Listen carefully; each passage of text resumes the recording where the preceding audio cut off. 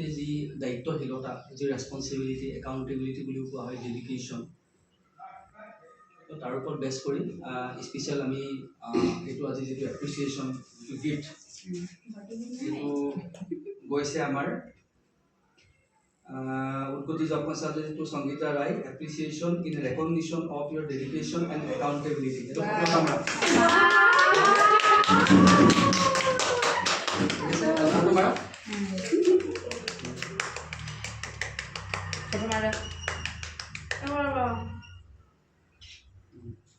এটা ভালকে লোৱা, তোৰ পৰা ভালকে। टीम लीडर वाह, मैं बहुत सारा पैकिंग কৰিছো मां हम तो बर्थडे गिफ्ट है बोल के वो बच्चा का तो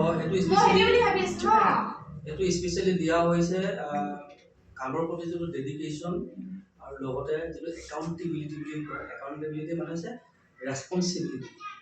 ঠিক আছে, তো সংগীতাৰে আৰম্ভণিৰ পৰা হেৰি আছা লাইনত সমিউল তো সংগীতাৰ কামৰ প্ৰতি যিটো ডেডিকেশ্যন আমি দেখি আহিছোঁ, তোমালোকেও স্বীকাৰ কৰিব লাগিব।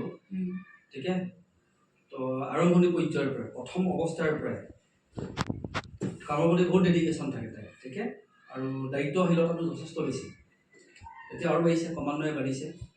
সময়ত অফিচ অহা, অফিচ এটেণ্ড কৰা, তো কামৰ প্ৰতি এটা চিন্তা থকা, ঘৰত থাকিলেও চিন্তা কৰা, টাইমলি আহি পোৱা। এইটো নহয় যে বোলে কেতিয়াবা টাইমলি আছে, তেনেকুৱা মেক্সিমাম তাই টাইমলি আহি যায়, প্ৰায় মেক্সিমাম লেভেলত টাইমলি আহি যায়, কেতিয়াবা বহুত এডভান্সত আহি যায়।